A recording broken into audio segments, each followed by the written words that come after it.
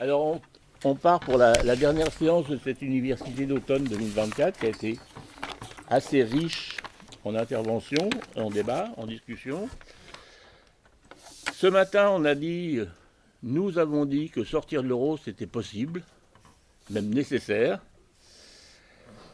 Alors nous, c'est les organisations qui ont travaillé cette année, qui ont créé une coordination pour le boycott des élections européennes, c'est-à-dire le PARDEM, le PRCF, la Dynamique populaire constituante et le RPS Fier. Alors je les mets dans le désordre, comme ça vous brassez. Je ne vous les présente pas, vous les avez déjà vus depuis ce matin. Georges Gasto, lui, était pas à la tribune ce matin, c'est lui qui représente le PRCF. Donc cet après-midi, c'est bien gentil de dire que c'est possible. Maintenant, il faut voir comment on va mener la bataille de la sortie de l'UE, de l'euro, de l'OTAN, pour rompre avec le néolibéralisme. Donc je laisse la parole d'abord à Michel de Sède, qui parle au nom du Parlement. Merci Michel Kinej. Moi je vais faire un espèce de petit résumé sur alors le fait que nous avons travaillé ensemble pour la campagne, une campagne pour le boycott des européennes. Nous avons pour cela monté une sorte de petite coordination avec des réunions tout à fait régulières entre nous qui ont permis d'élaborer un certain nombre de documents, de définir une ligne commune. C'était pas très compliqué, hein, parce que franchement, sur le boycott des européennes, on n'était pas à notre première, ni du côté du PARDEM, ni du côté du PRCF, ni même ensemble, puisqu'on a déjà mené par le passé une campagne de boycott des européennes avec le PRCF notamment. Nous avons travaillé ensemble pour définir tout ça. Nous avons défini aussi des étapes de campagne et des documents. Notre manière de faire est assez simple et jusqu'alors fonctionne bien, de mon point de vue en tout cas. Chaque organisation décide de ce qu'elle veut et de ce qu'elle peut. Nous amendons les textes qui sont proposés, nous les définissons ensemble, quelqu'un les propose et on les amende, on les discute et jusqu'alors ces opérations ont abouti et dans une grande sérénité et un accord, enfin sans conflit particulier, sans conflit du tout d'ailleurs. À la suite de ça, on a bien entendu décidé d'aller plus loin que la campagne de boycott des européennes. Nous en sommes donc à cette étape et de mener une campagne, alors là, qui risque d'être de plus longue haleine, en faveur de la sortie de l'Union européenne, de l'euro et de l'OTAN, et du néolibéralisme, bien entendu. Ce que nous faisons actuellement, donc nous avons maintenu nos réunions régulières, un soir par visioconférence tous les 15 jours à peu près. Nous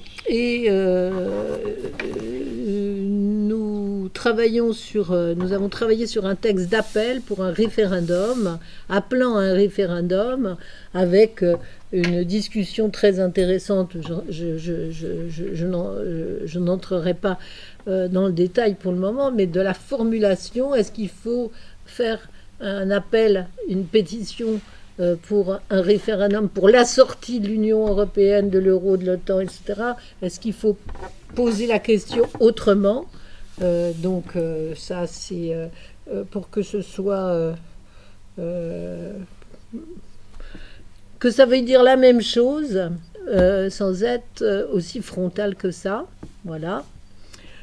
Et puis, cet appel... on essaiera de le faire signer par une série d'abord de personnes, de personnalités diverses et variées. Par exemple, un certain nombre de personnes qui ont participé à la campagne du non en 2005, mais aussi à des personnalités. Alors c'est des syndicalistes, des intellectuels, des gens, des militants, voilà. Au départ, on avait pensé à des organisations politiques, enfin des organisations. On s'est dit que finalement, au-delà de nos troupes actuelles, en tant qu'organisation, on était mal barré parce qu'il n'y en avait pas beaucoup qui interrogeaient. Quand on fait le tour, on s'aperçoit qu'il n'y a pas beaucoup d'organisations qui sont sur ces lignes-là. Par contre, il y a du monde. Il y a des gens, voilà, et qui sont isolés, dispersés,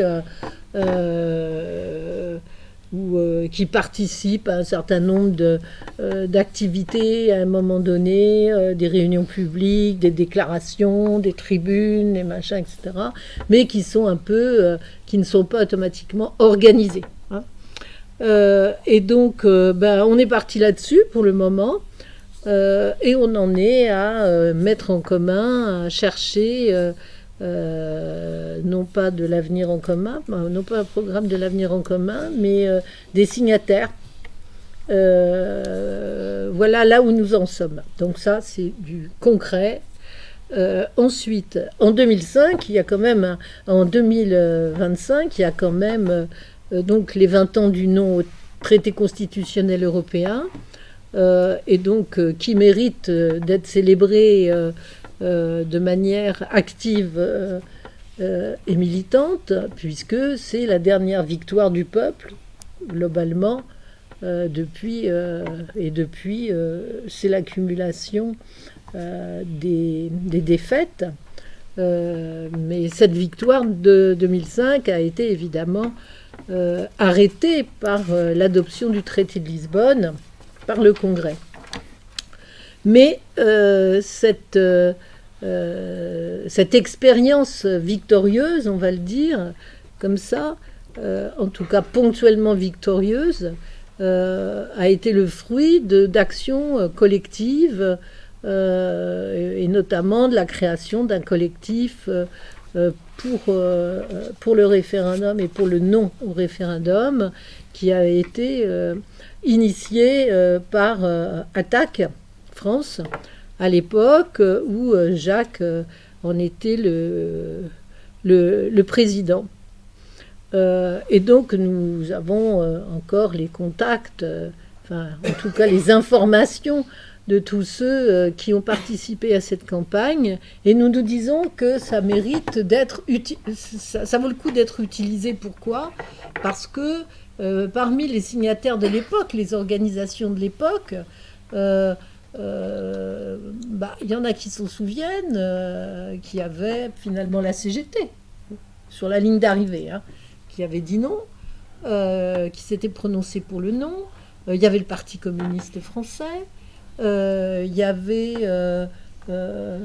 Lutte ouvrière. Non. Pas Lutte ouvrière, ils n'ont pas signé cela, mais il y en avait d'autres. Ils n'ont pas participé. Il y avait... le Parti des travailleurs. Le Parti des travailleurs, voilà, je l'ai mélangé, excuse-moi. Solidaire. Solidaire, oui, et puis il y avait toute une série la FSU. Oui, il y avait beaucoup de syndicats, il y avait finalement la FSU, et puis il y avait aussi ceux qui... étaient socialistes avec Mélenchon de l'époque, et qui avaient créé, qui étaient eux pour le non tandis que le PS était pour le oui, et qui avaient créé une association qui s'appelait PRS, pour la République sociale, je crois que ça voulait dire un truc comme ça. Bref. Donc, hélas, beaucoup d'entre eux n'ont pas donné suite à cet engagement du non. Hein. Ils ont effectivement fait campagne pour le non, on a fait des grands meetings, des grands machins, mais une fois le traité de Lisbonne adopté, tout le monde a fait couche et cabane, hein, globalement. Mais en tout cas, ça vaut le coup d'utiliser sans doute ça.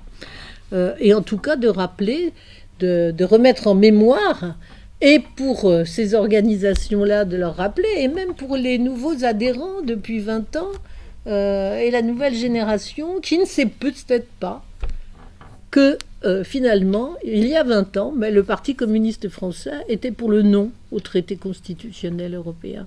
Par exemple, le Parti communiste au hasard.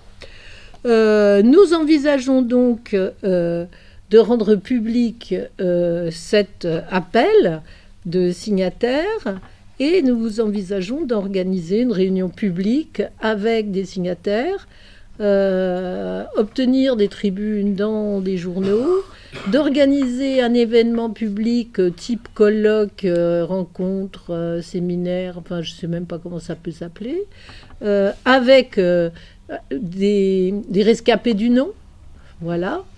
Et puis de nouveaux entrants, parce que 20 ans, c'est quand même... voilà, il y en a qui n'ont pas voté il y a 20 ans, donc, mais il y a des jeunes aujourd'hui qui sont sans doute partants pour un nouveau nom. Et puis d'organiser un rassemblement le 31 mai, puisque le 29 mai ne tombe pas un samedi. Donc d'organiser un rassemblement, voire plus, si nous sommes assez nombreux, en tout cas une manifestation si c'est possible, mais en tout cas un rassemblement à Paris.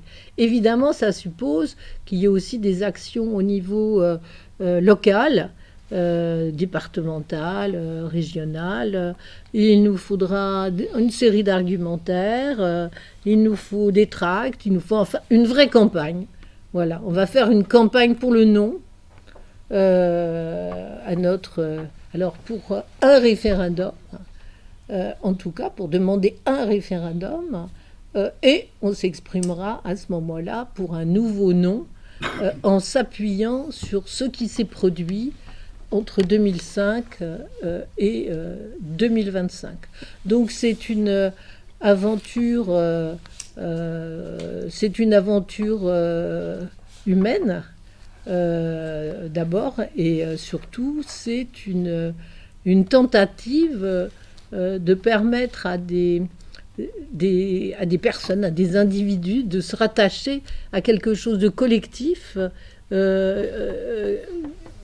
de créer une dynamique, si je peux me permettre d'utiliser ce mot-là, à côté de mon voisin, de développer une dynamique qui est de l'ordre d'un mouvement, entre guillemets, national, qui pose les objectifs et les moyens, mais aussi de s'inscrire dans la durée. Voilà.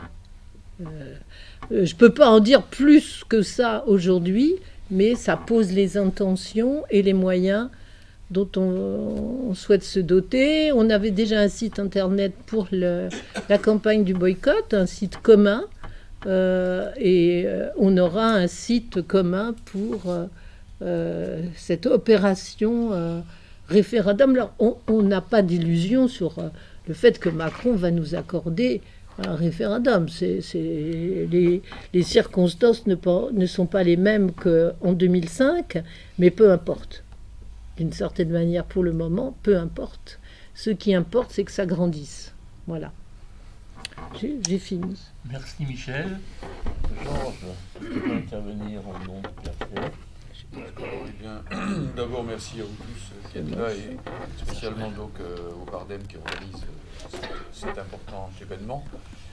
Bon, effectivement, l'heure est quand même extrêmement grave parce que on voit bien que du point de vue de la démocratie, des acquis sociaux, du produire en France, de la paix, et on pourrait faire une liste longue comme le bras, nous sommes devant un moment tout à fait crucial, et que nous n'avons pas l'éternité devant nous pour arriver à construire quelque chose de solide et qui gagne. Alors effectivement, donc je ne vais pas répéter ce qu'a dit Michel, qui a bien résumé nos engagements communs, enfin ce que nous essayons de faire ensemble. Nous constatons d'ailleurs que le Pardem, de ce point de vue, ainsi que la dynamique constituante, sont à l'avant-garde, sur toute une série de sujets. Bon, ce mot d'avant-garde peut-être ne plaît pas à tout le monde, mais c'est factuel. Voilà.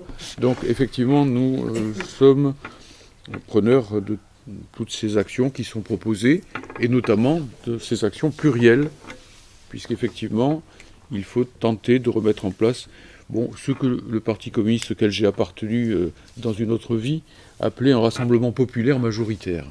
Voilà. Alors, pour y parvenir, comment mener la bataille? Alors là, je vais moins entrer dans le détail des propositions techniques ou pratiques, puisque Michel vient de faire le tour, mais simplement insister sur 3 points, que j'appellerai la bataille des idées, d'une part, d'autre part, la question des alliances, et aussi la question de la classe sociale sur laquelle, ou des classes sociales sur lesquelles nous pouvons prendre appui.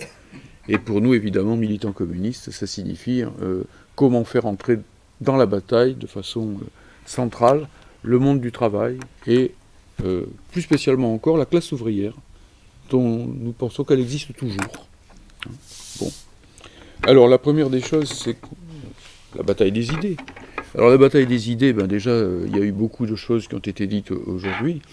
Et moi je trouve extrêmement important ce qui a été développé cet après-midi, notamment par Jacques, qui est quand même le penseur de cette sortie, en donnant des éléments techniques. Alors quand on dit des éléments techniques, c'est pas qu'il y a d'un côté la technique et de l'autre la politique, c'est que la technique à un certain moment devient un outil incontournable de la politique. Parce que quand les gens en sont à la question comment, on veut bien sortir de l'euro, mais comment on fait? C'est une question technique si on veut, mais c'est parce que le débat politique en est là. Donc ça c'est le premier élément, et ça on l'a tous ressenti, on le voit bien. Et du reste, si on était capable de façon systématique de répondre à la question comment fait-on, du même coup il y aurait davantage de gens qui répondraient à la question est-ce qu'il faut sortir ou pas de façon favorable, parce que la grande majorité des gens ne sont pas schizophrènes, et donc beaucoup de gens se disent ça serait bien de sortir de l'euro, mais si on ne peut pas, donc du coup ils renoncent à vouloir sortir de l'euro. Le possible conditionne le vœu lui-même. Donc ici il y a une dialectique entre les deux termes. Alors ça c'est le premier élément, et nous avons les billes. Je pense que nous avons les billes, et que ce qui a été dit ce matin est extrêmement intéressant là-dessus. Il faut bien sûr affiner, parce qu'après, il y a la question notamment d'articuler les mesures. Je suis absolument d'accord avec ce qui a été dit ce matin sur le mandat impératif. En soi, je suis pour, si vous voulez, mais après, en tant que léniniste, je suis pour le moment actuel. C'est-à-dire qu'on attrape les occasions aux cheveux. Et elles sont pas... l'histoire ne se présente pas comme on veut. Donc il faut savoir aussi, il y a des marins dans la salle, vous voyez. On sait quel est le cap, mais après, on s'adapte au courant, on s'adapte au vent, et ainsi de suite. Alors tout ça est extrêmement important. Je pense surtout que maintenant, il faut que nous ayons un ciblage des thématiques sur lesquelles nous voulons intervenir. Parce qu'au fond, pourquoi les gens que nous côtoyons veulent-ils ou peuvent-ils avoir envie de sortir de l'Europe? Alors la première des choses, c'est quand même le bilan. Il faut faire le bilan. Parce que, toutes les promesses qui ont été faites au sujet de l'Europe, là, et notamment pour faire passer le traité de Maastricht en 1992, on peut voir qu'elles ont été foulées aux pieds. On peut même dire que si on reprend, je ne vais pas entrer dans le détail parce que ce serait trop long, mais si on reprend les thématiques qui ont été développées devant les élèves, puisqu'il y a eu une campagne qui a été faite indécemment devant les élèves, pour contourner les parents par les enfants, si l'on peut dire, faire remonter en quelque sorte la propagande européiste des enfants vers les parents, puisqu'on se disait les jeunes vont porter l'Europe. C'est la phrase de Mitterrand qui disait « La France est notre patrie, l'Europe est notre avenir ». Patrie, ça veut dire le pays des pères. Autrement dit, ça regarde vers l'arrière. Et l'Europe, c'est notre avenir. Autrement dit, en réalité, cette phrase signifiait il faut mettre un trait, il faut faire un trait définitif sur la France et aller vers l'Europe. Et donc, qui va porter l'avenir? Les jeunes, les enfants.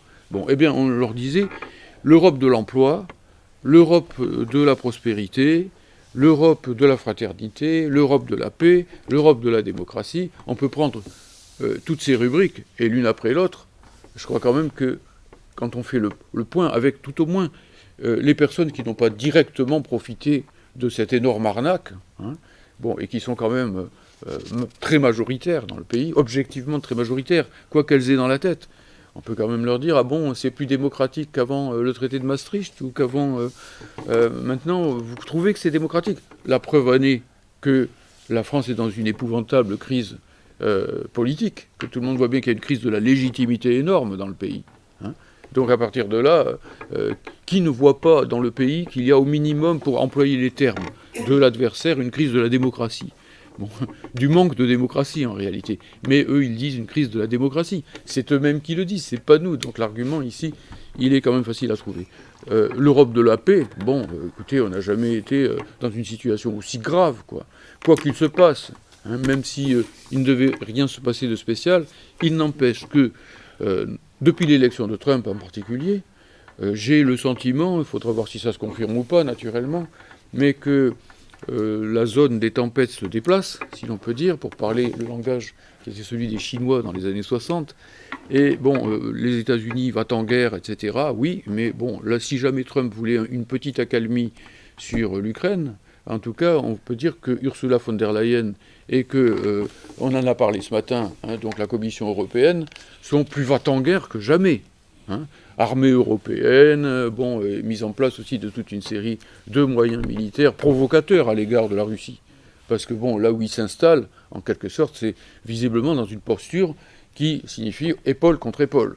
Il y a un livre qu'il faut lire en ce moment, c'est le livre de Lecornu, qui est le ministre des Armées, Sébastien Lecornu, je crois que c'est bien ça, oui.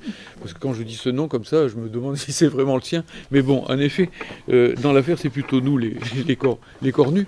Mais enfin bon, Sébastien Lecornu qui écrit un ouvrage qui s'intitule « Vers la guerre », point d'interrogation. Mais si vous le lisez, eh ben, comme ce matin, quand on a remplacé le point d'interrogation par le point d'exclamation, vous pouvez l'enlever, le point d'interrogation. Et je retiens la phrase qu'il a prononcée devant France Inter, sans que, bien entendu, Léa Salamé ou Nicolas Demorand aient le moindre hoquet de protestation, et qui était « Avec la Russie, nous ne sommes pas en guerre, mais nous ne sommes déjà plus en paix ». Bon, ça veut dire, en clair, on y va. Alors, peut-être que ce sont des rodomontades, je l'espère, etc. Peut-être qu'ils n'ont pas les moyens de faire tout ça, qu'ils n'ont pas encore les moyens de faire tout ça, parce que quand même les budgets militaires sont colossaux, hein, et que là, la loi de programmation militaire jusqu'à 2030, c'est quand même quelque chose de très grave, hein, et qui, en plus, évidemment, ponctionne tous les budgets civils, en quelque sorte. Et donc l'argent, on ne peut pas l'utiliser deux fois, et ici, il y a beaucoup de choses à dire autour de nous. Et puis alors la prospérité, bon, c'est l'envol de la précarité dans la réalité, ce qui s'est produit. C'est une jeune génération qui ne peut pas s'installer, qui de plus en plus est obligée de retarder l'âge auquel elle a des enfants. Il faut bien quand même qu'une société se reproduise, hein, sinon elle disparaît, elle meurt. Et puis on pourrait aussi d'ailleurs faire le bilan sur le terrain écologique, par exemple. On pourrait faire le bilan sur le terrain de l'éducation nationale, sur le terrain de l'hôpital. Bon, sans que j'idéalise en rien, puisque je suis un ancien syndicaliste de l'éducation nationale, l'état des lieux, quand je suis entré dans l'éducation nationale en 1975, l'éducation nationale passait au niveau mondial pour un des meilleurs systèmes éducatifs du monde. Où en est-elle aujourd'hui ? Où en est-elle aujourd'hui ? L'hôpital français et la santé française étaient aussi en haut du tableau. Où en sommes-nous aujourd'hui ? La SNCF arrivait à l'heure, on réglait sa montre sur les trains et non pas les trains sur la montre, si l'on peut dire. Bon, aujourd'hui, je plaisantais ce matin et je disais que l'une des conditions pour recruter à la SNCF prochainement, ça serait que les stagiaires n'arrivent pas à l'heure au rendez-vous d'embauche, en quelque sorte. Bon, j'exagère à peine, mais on en est vraiment là, c'est caricatural. Et ne parlons pas, effectivement, donc, de l'industrie, de l'agriculture, et ainsi de suite. Nous allons, ces jours-ci, sans doute, avoir une montée en puissance très forte du mouvement paysan, à nouveau. Même pas un an après qu'on lui ait promis qu'il allait y avoir une accalmie, et une fois encore, en face de qui ? En face de l'Union européenne qui est en train de négocier un traité avec le Mercosur, avec un mandat de la France. Et avec c'est facile quand même à démontrer cette fois-ci, en quelque sorte, l'Union européenne est obligée de sortir de plus en plus du trou, puisque dans les congrès syndicaux, nos europhiles, ou nos comment a dit le camarade tout à l'heure, c'était rigolo, nos europiomanes, voilà, nos europiomanes nous disent toujours il ne faut pas parler de l'Union européenne parce que ça dédouane le gouvernement français. Et là, vous pouvez dire, ah bon, c'est qui le gouvernement français déjà ? Qui est le Premier ministre français à l'heure actuelle ? Ah, c'est le négociateur du Brexit. Bon, alors vous voyez que elle est obligée de monter au créneau de plus en plus, l'Union européenne, et de se démasquer, quoi, quelque part. Donc on peut quand même ici lui faire mal, parce que, tout simplement, elle est obligée d'aller au front. Ce qui n'est pas un symptôme de force de sa part, hein, puisque quand on peut encore, disons, se cacher, être hypocrite, passer dans les coins, c'est que, voilà, on a de la marge. Là, il y a de moins en moins de marge, quelque part. Alors, tout ça, c'est les bilans, en quelque sorte. Je n'ai pas assez insisté, peut-être, sur ce que j'appellerais, c'était une thématique forte du Parti communiste français à une époque, le produire en France, la question du produire en France, hein, qui était, à mon avis, mal libellé à l'époque de Georges Marchais quand on disait le produire français, parce que ça pouvait avoir une certaine ambiguïté sur la signification.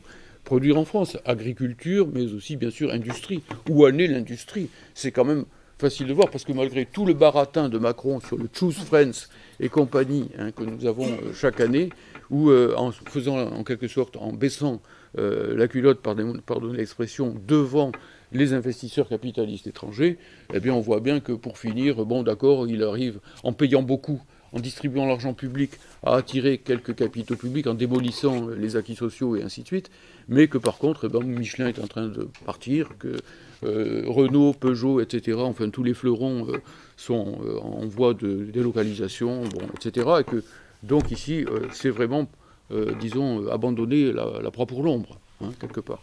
Alors, on a quand même beaucoup de... La pêche, quand même, ça serait dommage de ne pas en dire un mot, alors que nous sommes à 2 pas de Boulogne-sur-Mer. Hein, et que donc, à une époque, il y avait 70 bateaux qui rentraient, hein, dans le port de Boulogne-sur-Mer, et que maintenant, c'est autour d'une dizaine, d'une douzaine. Et que donc, ici, on transforme dans les usines de mareyage le poisson qui arrive de l'Europe du Nord, quoi. Donc voilà, bon, sur tous les terrains, on est perdant. Il y a donc beaucoup de choses à dire.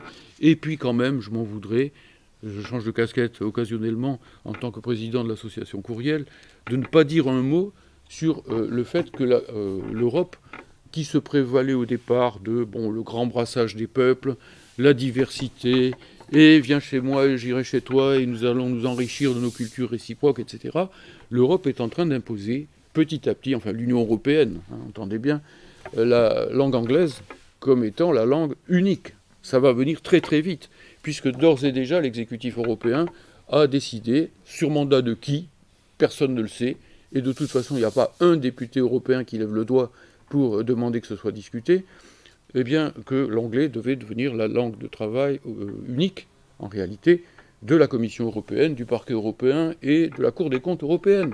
Et on commence comme ça, bien sûr. Mais après, ça sera la langue réelle, la langue unique de l'Europe, chose qui était déjà annoncée par le président du MEDEF français, par le baron Seillière, en 2004, lorsque le Conseil européen il présentait donc, les revendications du syndicat patronal européen Business Europe, et que donc là, il avait déclaré, il avait commencé son discours en français, et il avait dit en français, je ne vous parlerai désormais plus qu'en anglais, la langue des affaires et de l'entreprise. Et il avait continué son discours en anglais, provoquant à l'époque le départ de Chirac, hein, qui voulait manifester comme ça sa mauvaise humeur. On est loin de ça, hein, maintenant.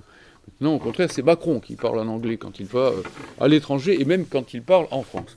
Bon, alors, je ne parle pas plus du français que de l'italien, que de l'allemand, que du polonais, etc. Bon, les langues d'Europe sont en danger, hein, très réellement. Et donc tout ça fait que nous avons un bilan à exiger, un bilan à faire et à proposer aux gens en leur demandant de prendre du recul. Puisque sinon, ils perdent un truc un jour après l'autre et puis ils ne font pas l'addition. Ils sentent bien que ça ne va pas, mais ça ne va pas plus loin que ça.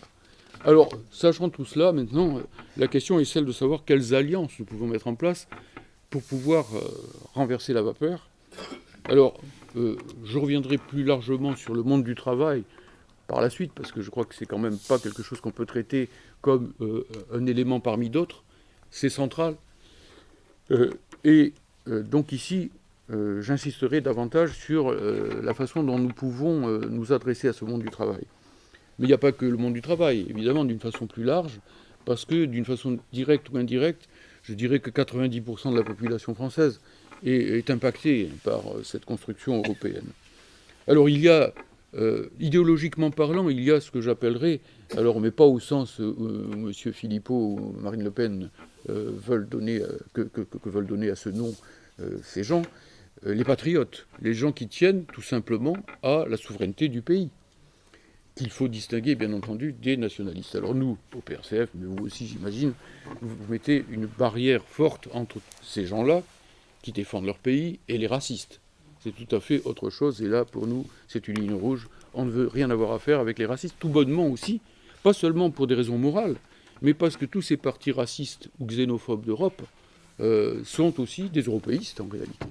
Et qu'eux, ils ne sont pas si mécontents que ça, que se mette en place une grande Europe blanche, qui se protégera contre les gens bronzés venus du Sud, ou contre, même les Russes, qu'ils sont traités comme des barbares maintenant, comme des mongoloïdes, en quelque sorte. Voilà, et même des sous-hommes, je dirais, quelque part. Ce qui est quand même extraordinaire. On n'aurait pas pensé revoir des choses pareilles aussi vite, quoi, me semble-t-il. Alors, les patriotes véritables qui ont en tête, tout simplement, par exemple, de façon idéalisée, parce qu'il faudrait regarder ça de plus près, la politique de Gaulle, pendant un certain nombre d'années. Les gens qui sont attachés à la démocratie, quels qu'ils soient, et quel que soit leur milieu aussi, peuvent avoir ici notre adresse, quelque part. Les écologistes véritables, à ne pas confondre avec les écolos, les verts, quoi, en quelque sorte. Les verts qui sont de plus en plus bellicistes, qui m'expliquaient récemment, lorsque j'étais à un débat qu'ils organisaient à Lens sur l'Ukraine, qui m'expliquaient, quand je les poussais dans leur retranchement, que, après tout, vu ce que les Ukrainiens ont subi des Russes, c'est pas anormal qu'ils mettent des croix gammées sur leurs uniformes. Et que voulez-vous, on leur a fait tellement de mal, etc., et quand on leur dit, mais c'est normal aussi qu'on supprime le code du travail en Ukraine, c'est normal aussi qu'on interdise le Parti communiste et la quasi-totalité des partis de gauche. Ah oui, mais ils sont pro-russes. Autrement dit, les écolos qui étaient là et qui sont en train de nous dire « Vous êtes des fachos si vous défendez la souveraineté de votre pays », étaient en train de défendre les croix gammées en Ukraine et l'interdiction des communistes. Dites donc, demain, ça craint, si jamais ces gens-là sont au pouvoir, quoi. Et on le voit bien d'ailleurs en Allemagne de l'Ouest avec Annalena Baerbock, qui est une des plus va-t-en-guerre qui soit, quoi. C'est incroyable de voir à quel point les Verts, qui en 1984 étaient en Allemagne les principaux défenseurs de la paix, ont dégénéré, quoi, entre-temps. Au passage, et c'est par rapport à la gauche dont on parlait, la gauche, la droite, etc., tous ces trucs-là, moi je suis assez décontracté par rapport à ces trucs-là. Parce que gauche, droite, dites-moi ce que vous entendez par là, et puis je vous dirai si je suis pour, si vous voulez. C'est toute la question. Nous vivons l'ère des contrefaçons. C'est-à-dire que quand vous regardez les partis qui portent un certain nombre d'étiquettes, vous pouvez à chaque fois constater que ces étiquettes sont des tromperies sur la marchandise.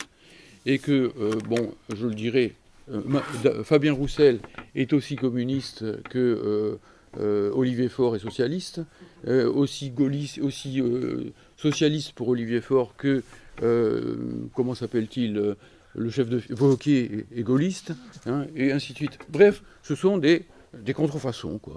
Et la gauche, oui, si vous voulez, moi je me réclame de la gauche, de Jaurès, de Robespierre, tous ces gens-là, mais évidemment, ce que j'ai en face de moi comme offre politique, ça n'a rien à voir avec ça. Alors là, il faut tout simplement adapter notre langage aux personnes à qui nous parlons. Il y a des personnes pour qui le mot gauche, d'ailleurs Jacques l'a dit tout à l'heure, est encore très important. C'est un signifiant très important. Il faut effectivement leur dire, mais pourquoi pas, nous assumons les valeurs de cette gauche-là. Mais la gauche politique telle qu'on la connaît, la gauche institutionnelle telle qu'on la connaît, aujourd'hui, elle est même encore plus belliciste, quelque part, par exemple, sur la question de la guerre et de la paix, que toute une partie de la droite. Donc Glucksmann, mais il tient des propos dignes de son père. Moi, j'avais étudié le bouquin de André Glucksmann, le papa, c'est une dynastie, en quelque sorte, de Raphaël, à une certaine époque. Ce gars-là justifiait la disparition de l'humanité dans une guerre nucléaire.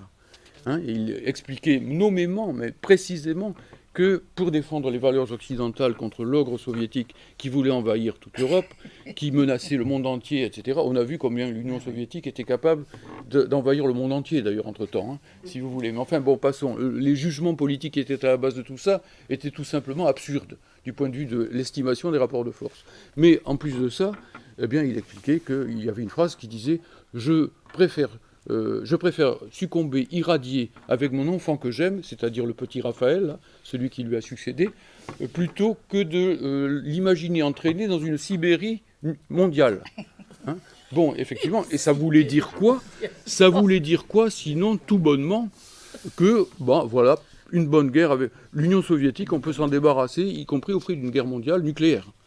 Bon, enfin, moi, oui, quoi qu'il en coûte, c'est-à-dire du fanatisme, ça s'appelle du fanatisme, ni plus ni moins, quoi. Et en particulier, moi, je n'aime pas mes enfants comme M. Glucksmann père aime son fils, apparemment. Hein. Je pense que, bon, voilà, je ne développe pas. Alors, cela étant, si vous voulez, voilà, oui, exactement, le père, tel fils, en l'occurrence, on peut le dire comme ça. Alors, en l'occurrence, ça ne veut pas dire que des gens de droite qui auraient une conception, comment dirais-je, républicaine de la nation, ou démocratique de la nation, ne puissent pas être questionnés, quelque part. Bon, là, par exemple, mon vieux camarade, vieux par l'âge, mais pas par l'esprit, Léon Landini, a fait une lettre remarquable, cet an dernier, où il s'adressait, alors c'est sur un autre terrain, pas celui de l'Europe centralement, à Ségolène Royal, à Villepin, à Guénaud, je ne sais pas, à quelques autres comme ça, qui ont encore des lignes rouges par rapport à l'Ukraine, si vous voulez, en leur disant, mais exprimez-vous ensemble. Bon, je crois qu'il faut le faire quand c'est nécessaire. Bien entendu, sans pour autant s'adresser, mais aucun d'entre eux, de toute façon, ne l'a fait, à des racistes. Hein. Ça, c'est tout autre chose. Je ne crois pas qu'on puisse dire que Villepin, que Ségolène Royal, etc., soient des racistes. Ça serait stupide, quoi, de dire ça. Alors, j'en viens au dernier point, c'est-à-dire, bon, nous, en tant que PRCF, qu'est-ce que nous pouvons faire de spécifique ? Chacun ici a un rôle à tenir. Il y a des choses que nous ne pouvons pas faire. Moi, je ne sais pas faire ce qu'a fait Jacques tout à l'heure en expliquant toute une série de choses sur les façons de sortir de l'euro et ainsi de suite. Et nous pensons qu'il faut un parti communiste. Pourquoi ? Parce que nous pensons que le monde du travail, la classe ouvrière, dans le monde du travail, la classe ouvrière est une partie du monde du travail, ont un rôle spécial, un rôle spécifique. Pas parce que, bon voilà, on est marxiste-léniniste et donc on croit que voilà, il y a une espèce de mission, etc., historique, etc., qui tomberait du ciel, tout simplement parce qu'on analyse les choses. Si vous regardez les gens qui ont le plus voté contre Maastricht, d'une part, la Constitution européenne, d'autre part, et ainsi de suite, vous apercevez que les ouvriers, de loin, ont compris les premiers de quoi il s'agissait. 80% des ouvriers ont voté contre la Constitution européenne. Et déjà, en 92, lors du traité de Maastricht, puisque nous sommes dans le Nord-Pas-de-Calais, le Nord-Pas-de-Calais et la Picardie, etc., le nord de la France, c'est-à-dire les régions les plus ouvrières, en gros, avaient voté contre. Bon, eux, ils sentaient bien, et puis c'est l'expérience. Hein. C'est le traité charbon-acier, déjà. Donc, quand on a vu que l'Europe a voulu promouvoir le charbon et l'acier dans les années 60, là, avec les 50 et 60, et que pour finir, il n'y a plus ni charbon ni acier dans le pays, vous avez vite compris ce que ça voulait dire en réalité, quoi. Donc il y a une adresse particulière à avoir à leur égard. Donc nous allons spécialement aux entreprises. Les manifs, oui, mais dans les manifs, il y a aussi souvent beaucoup les permanents, les semi-permanents syndicaux, etc., et qui sont souvent bien dans la ligne.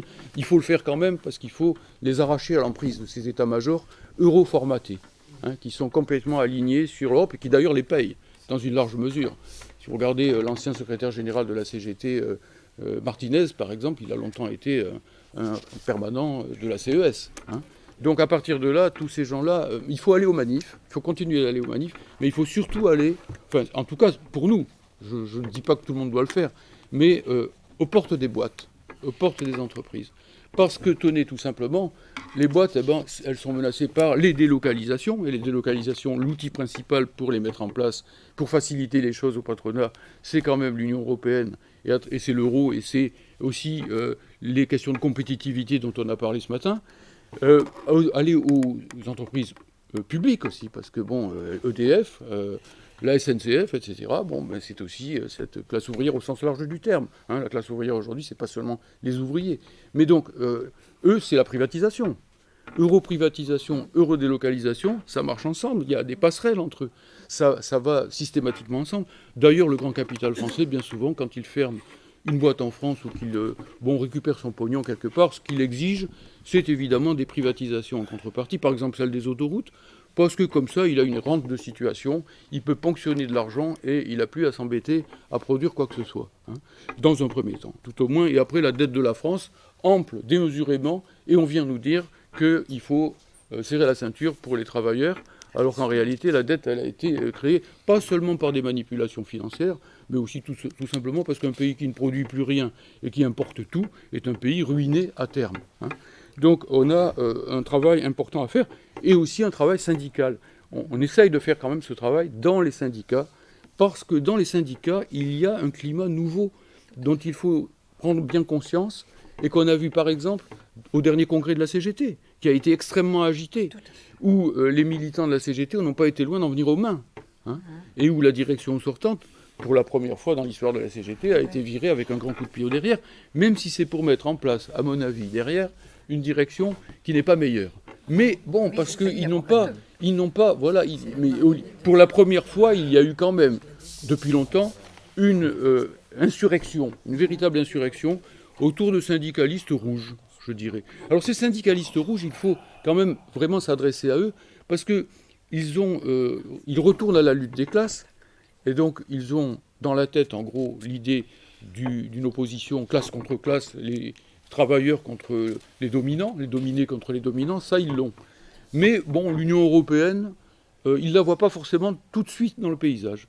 Et quand on disait ce matin qu'il y avait une évolution, c'est le résultat, pour une part, me semble-t-il, du travail non pas seulement du PRCF, mais du PRC, entre autres, en direction de ces syndicats, quand Unité CGT, qui est une des principales disons, expressions de l'opposition à l'intérieur de la CGT, qui ne parlait pas de l'Union européenne à une certaine époque, et qui maintenant en parle, et même en fait le titre de son dernier tract, hein, ah bah l'Union européenne hein, avance sur ce terrain-là, ça veut dire qu'il y a quelque chose de majeur là-dessus.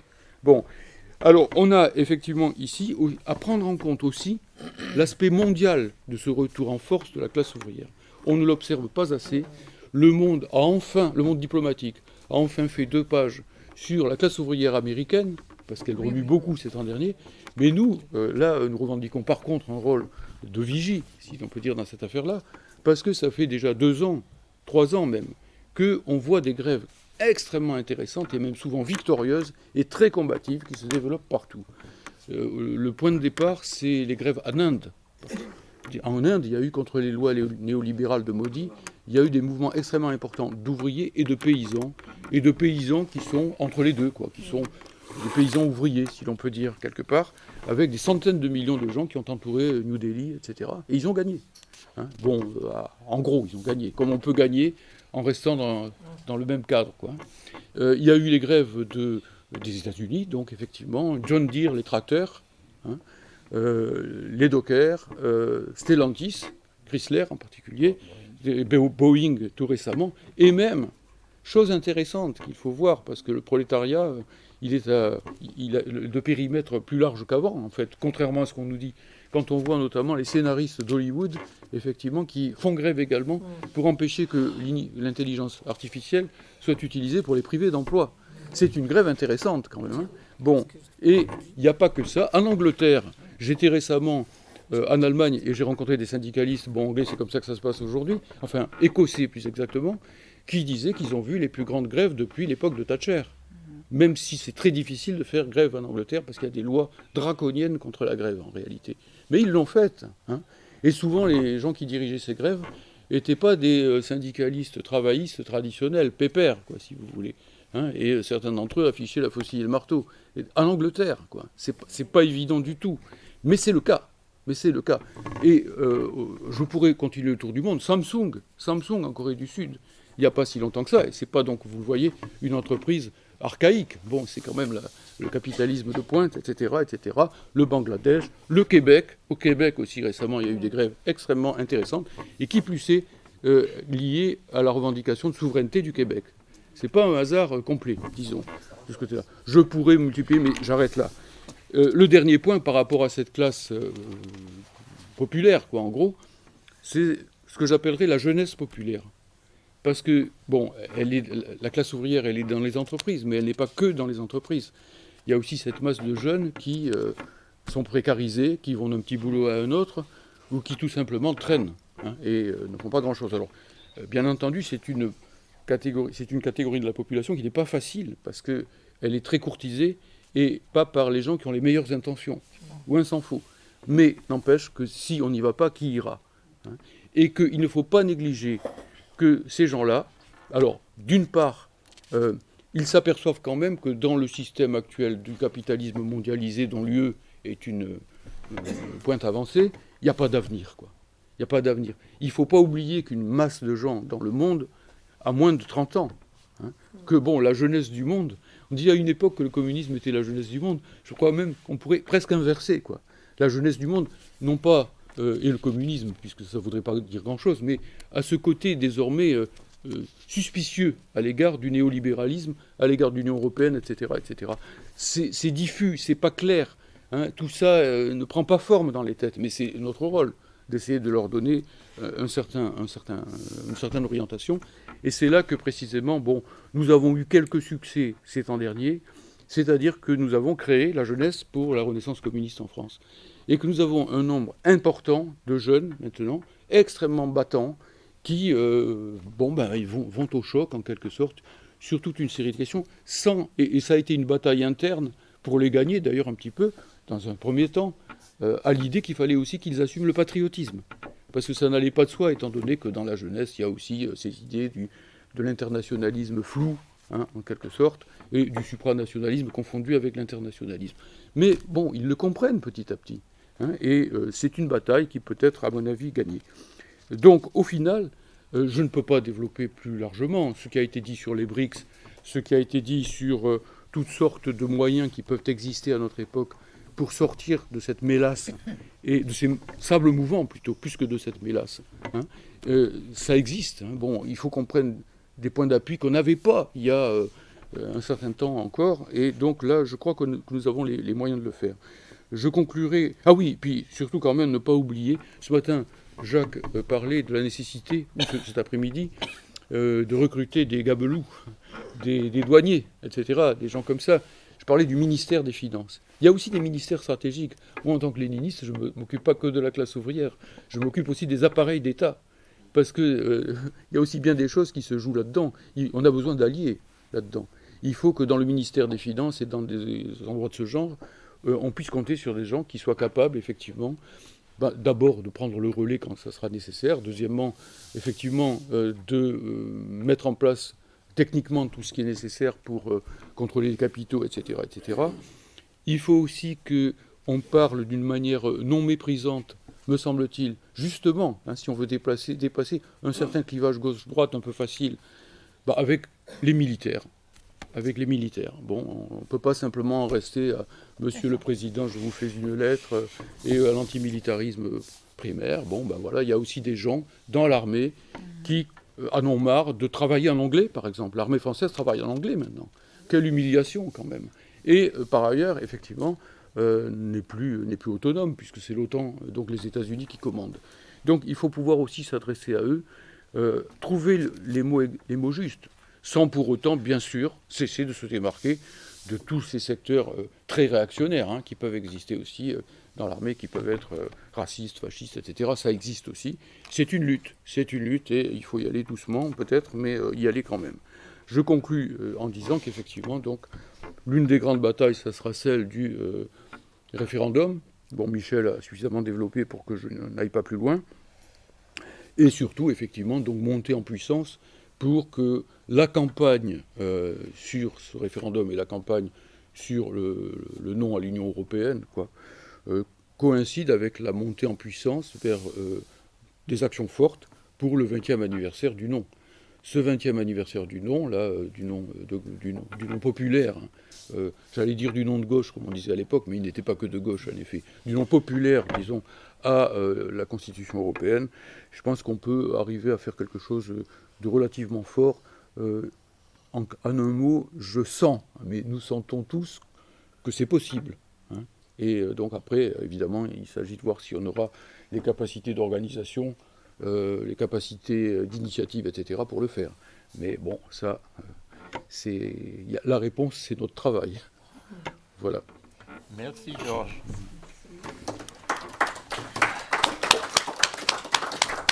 Daniel, tu nous parles au nom du RPS Fier. Oui, merci Michel. Alors, il y a beaucoup de choses qui ont été dites, affirmées. J'ai rien à ajouter. Le RPS Fier est parfaitement d'accord avec Michel, avec Georges. Je veux dire, c'est sans doute avec Jacques aussi plus tard. Voilà. J'ai fait partie avec beaucoup de camarades du RPS Fier de la campagne du non en 2005. Voilà, donc on est encore dans cette dynamique, quoi, finalement. Donc les gestes vont se retrouver. Ce que je veux dire, d'abord, c'est, parce que je ne l'ai pas fait au nom du RPS Fier depuis le début, c'est un double merci au Pardem de cette invitation. Mais pas seulement cette invitation, celle aussi que le Pardem a fait en janvier et en février pour organiser la campagne du boycott. Voilà. Je dois vous dire qu'il me reste encore ce genre d'autocollant et on continue en Alsace, en Bretagne, à le coller. Voilà. C'est une première indication. Alors, merci à ceux qui ont fait le programme de cette université avec une dynamique et une grille croisée de thèmes et de débats ouverts.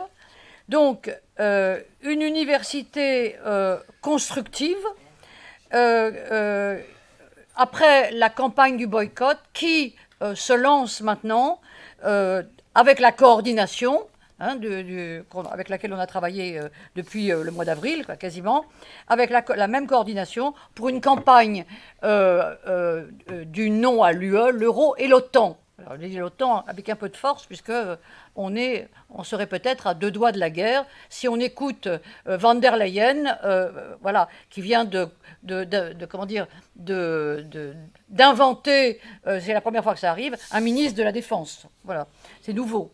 Alors, une nouvelle campagne, donc, pour d'abord fêter la victoire du non en 2005, une victoire populaire. Je me souviens que le bureau d'attaque, à cette époque-là, avait sorti, je crois, à 22h le dimanche, la victoire d'un peuple debout. Et ce titre m'avait plu parce que cette victoire, elle était incarnée par le peuple, quoi. Voilà. Donc, une nouvelle campagne avec, des conséquences plus politiques encore que le boycott aux européennes, puisque nous allons en fait, pour cette commémoration, faire un état, le bilan, c'est l'heure du bilan en réalité pour les Français. L'heure du bilan, ils avaient dit non en 2005. 3 ans après, Sarkozy, par un coup d'État, nous invente un oui. Donc faisons le bilan 20 ans après. Alors, 20 ans après, la France est dans un état mortifère. L'état social, bon, je ne vais pas rajouter, mais vous l'avez dit, l'état économique, et puis l'état, il faut pas taper sur la table. Pardon. Oui, voilà. et je veux dire, la guerre qui est très proche en réalité. Alors, malgré toute la propagande qu'on a faite à propos de Poutine, le diable, voilà, je pense que les Français,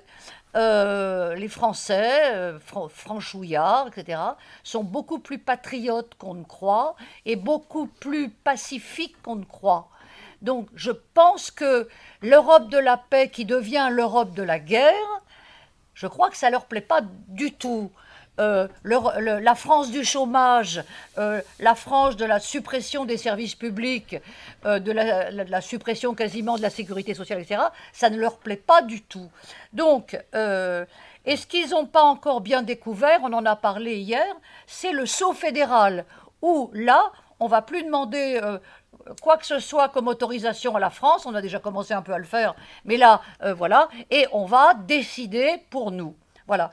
Et donc, à cette heure de bilan, je pense que notre campagne va cogner à cette heure de bilan et je pense que ça va donner, comment dire, comment dire, ça va faire un choc, quoi. Et un choc positif, bien sûr, pour la sortie de l'UE, de l'euro et de l'OTAN. Alors, d'autant que, grâce à Jacques, on sait comment sortir de l'UE, de l'euro, voilà, on sait comment sortir. De toute façon, hier, on a parlé de l'article 50, et on dit que c'est un piège, l'article 50. Il y a un petit truc qu'il faudrait rajouter. Les gens, comment dire, qui disent on ne peut pas sortir, ou bien sauf pour l'article 50, on peut quand même dire ils ont quand même dans un petit coin envisagé qu'on pouvait sortir quand même, à des conditions infernales, etc.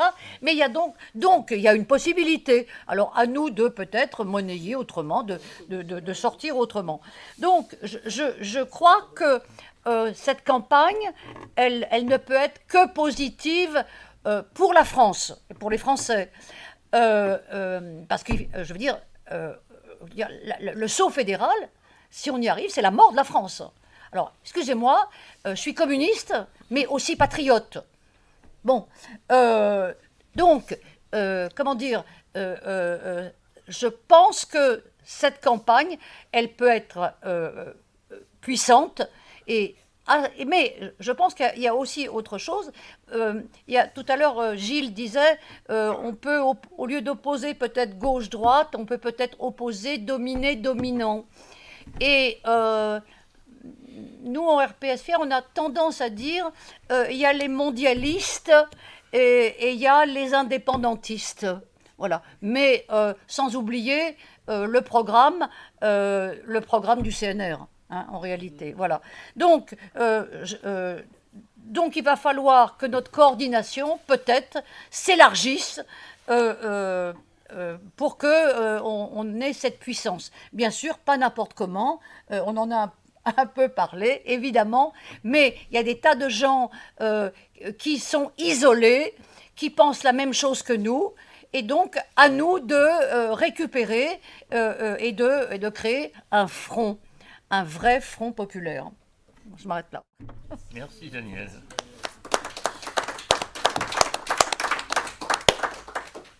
Jacques, tu parles en dernier et ensuite on donne la parole à la salle. D'accord. Donc après la campagne pour le boycott des élections européennes, qui a très bien fonctionné, c'est bien entendu, on a fait des tas de choses et c'était vraiment très productif. Nous nous engageons en réalité vers deux nouvelles campagnes. Deux campagnes. Pourquoi ?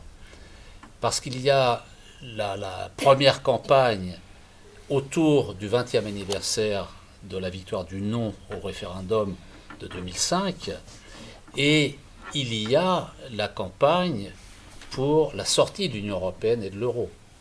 Ce sont deux campagnes différentes en réalité.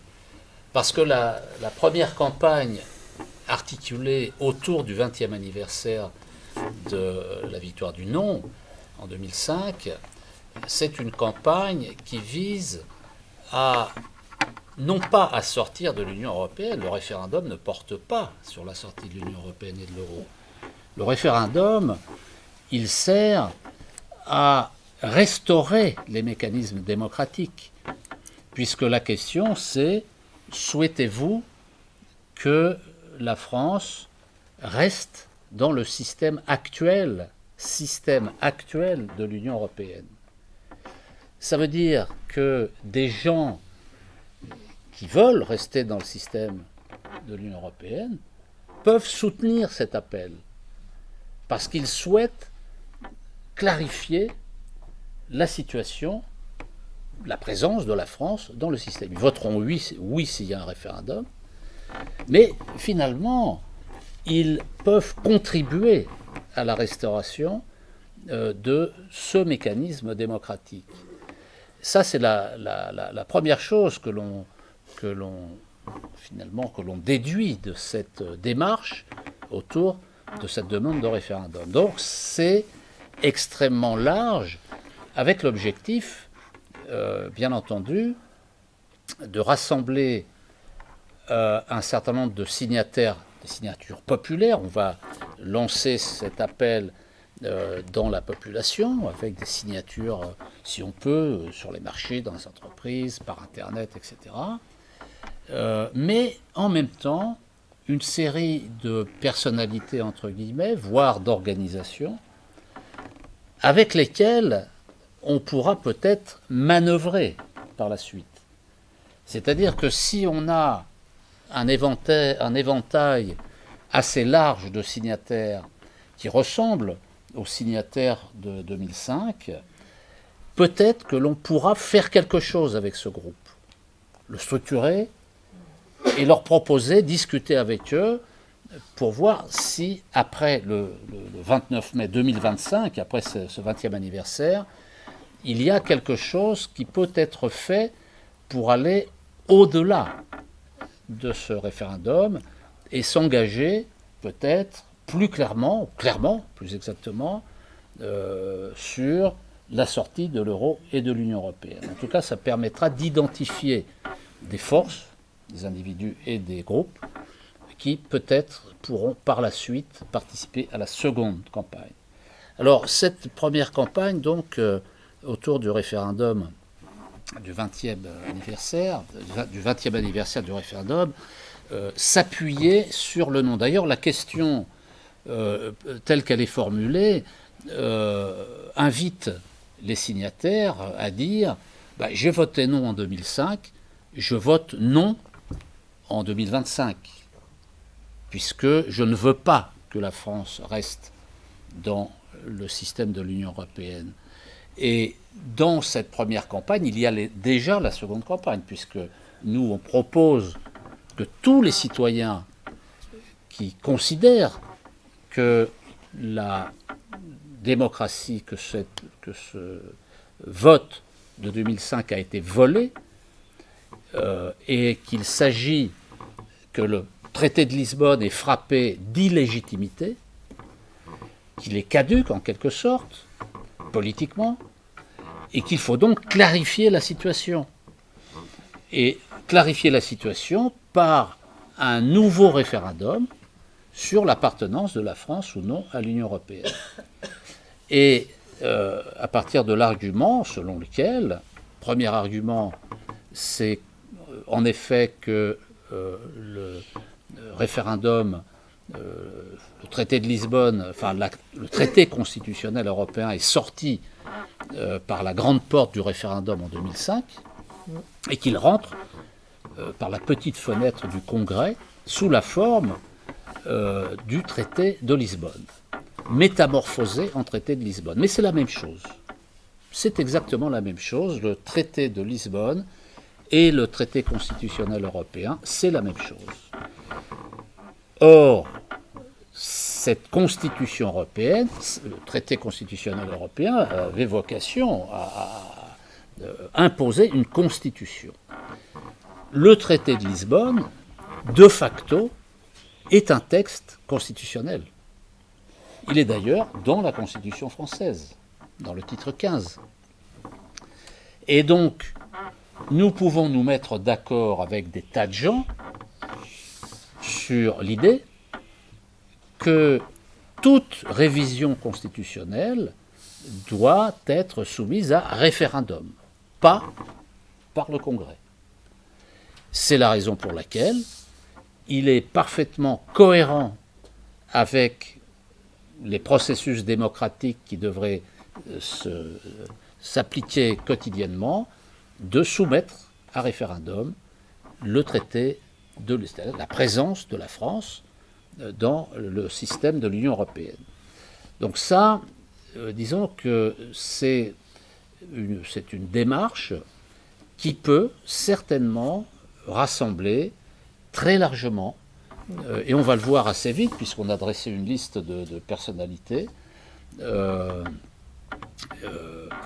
large qui va nous permettre de vérifier dans les 2-3 semaines qui viennent si en effet il y a du répondant autour de cette tactique de mettre en avant la restauration des processus démocratiques qui ont été volés, qui ont été piétinée avec cette affaire du traité de Lisbonne.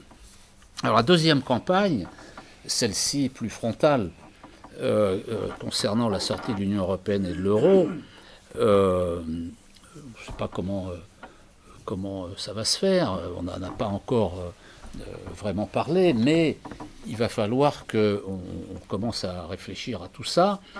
Et en tout cas, on est obligé de constater qu'il n'y a plus, à part nous, il n'y a plus de débat sur la question. Sortie de l'euro, sortie de l'Union européenne, il n'y a plus de débat dans ce pays. On ne voit aucun journaliste faire le travail qu'il devrait faire, c'est-à-dire confronter les résultats de l'Union européenne avec ses objectifs. On ne voit pas de thèse d'étudiants en économie sur le sujet, ou d'étudiants en finance, ou même en sciences politiques. Il n'y a plus de thèse, il n'y a plus de cours sur le sujet dans les universités, il n'y a plus d'intellectuels qui réfléchissent à ces questions, et les grandes organisations ne veulent surtout pas évoquer le sujet. Au contraire, elles en rajoutent même sur leur européisme. Alors il faudra voir comment on maintient et on monte en cadence pour qu'il y ait une visibilité, faire apparaître une visibilité sur le retour du débat sur la sortie de l'Union européenne et de l'euro de manière frontale. Et le tract, là, abat l'Union européenne, excellent. Abat l'euro, enfin, c'est clair, c'est net. Faire des graffitis sur les murs, abat l'euro. Enfin, il faut créer un climat dans lequel ces idées reviennent. Alors évidemment, c'est assez schématique, sortons de l'euro, abat l'euro, mais c'est clair. On ne tourne pas autour du pot. Hein, donc, alors, bataille frontale qui va toucher, qui va être entendue par un certain nombre de gens, mais en même temps une stratégie de l'artichaut. Alors, la stratégie de l'artichaut, vous savez comment on mange un artichaut, enfin c'est pas nouveau, hein. On prend feuille à feuille et on mange l'artichaut comme ça, on ne met pas l'artichaut en son entier dans son bec. Alors, la stratégie de l'artichaut, c'est d'essayer de trouver, de découper en quelque sorte dans le système de l'Union européenne des éléments de cohérence sur lesquels on peut avancer, faire des avancées sur des questions stratégiques, limitées. Et trouver des gens qui sont auprès desquels ça résonne, qui se disent « Ah oui, ce truc-là, c'est scandaleux, je vais faire des trucs, etc. » On parle de ça. Et il y a une liste de thèmes de cette nature qui apparaît évidente immédiatement. C'est par exemple la question de la dette.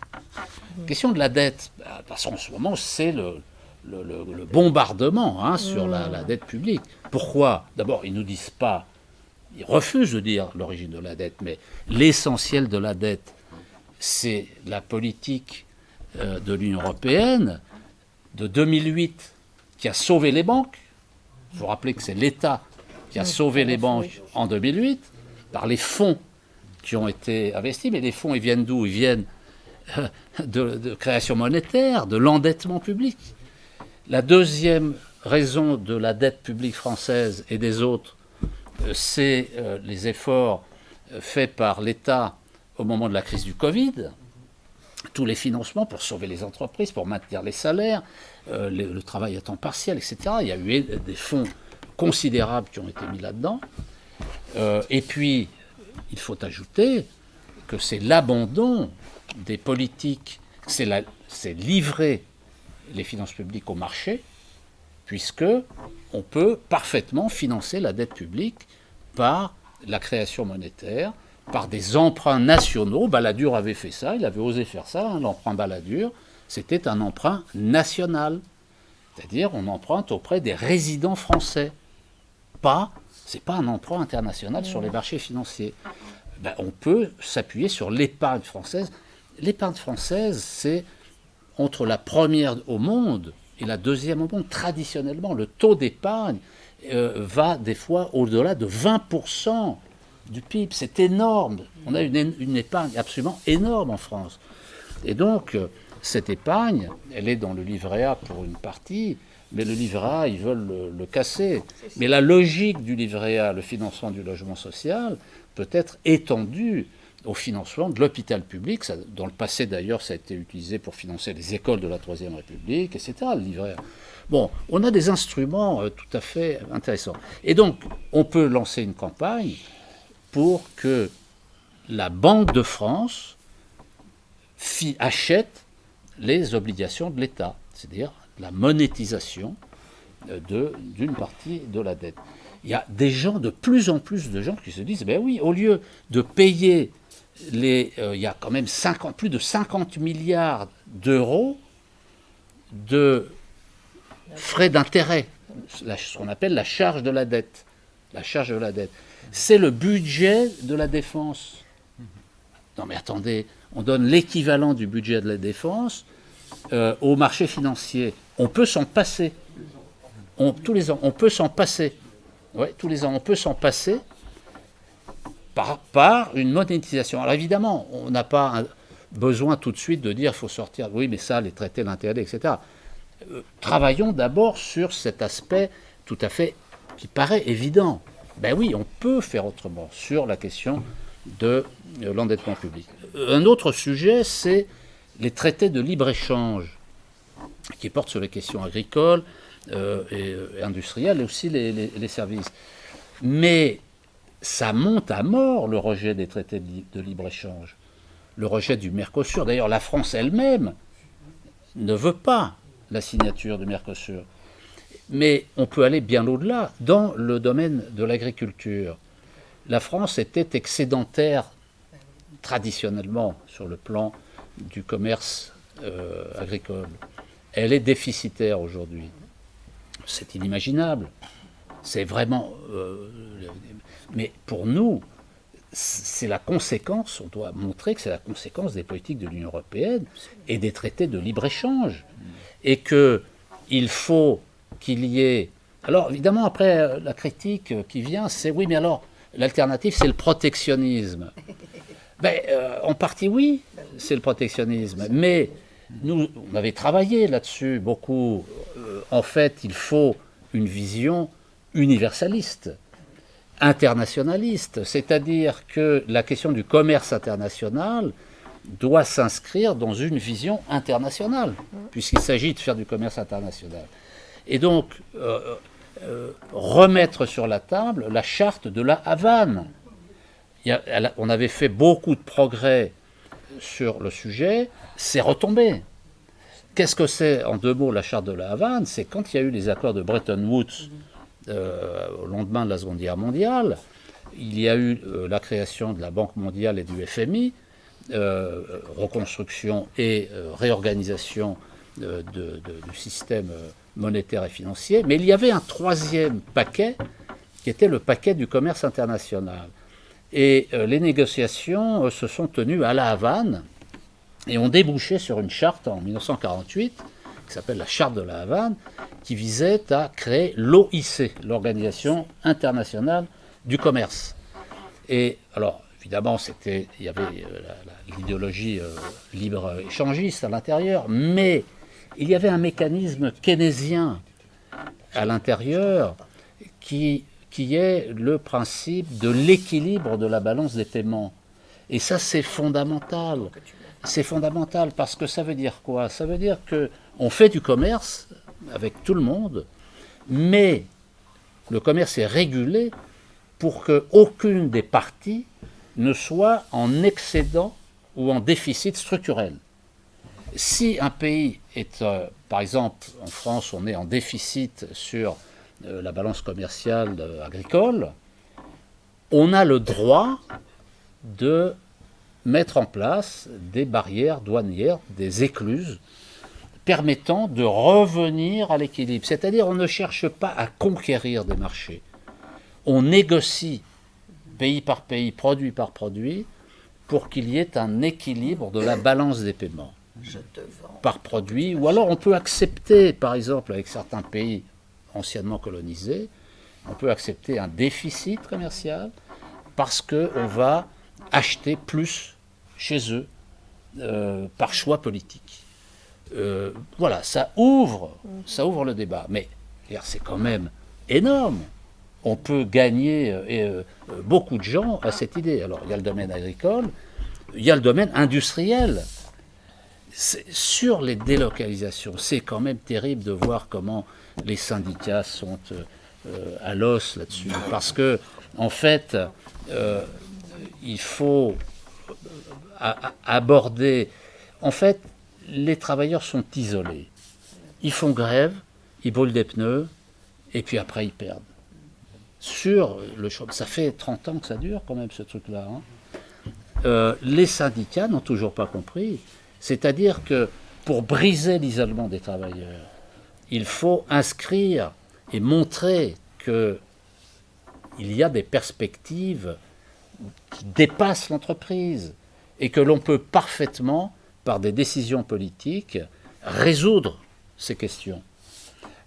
Donc, vis-à-vis des travailleurs, dans le domaine de l'industrie, on peut faire des progrès tout à fait considérables concernant les délocalisations. D'ailleurs, on avait travaillé sur une loi anti-délocalisation, avec relocalisation, avec des mécanismes tout à fait précis.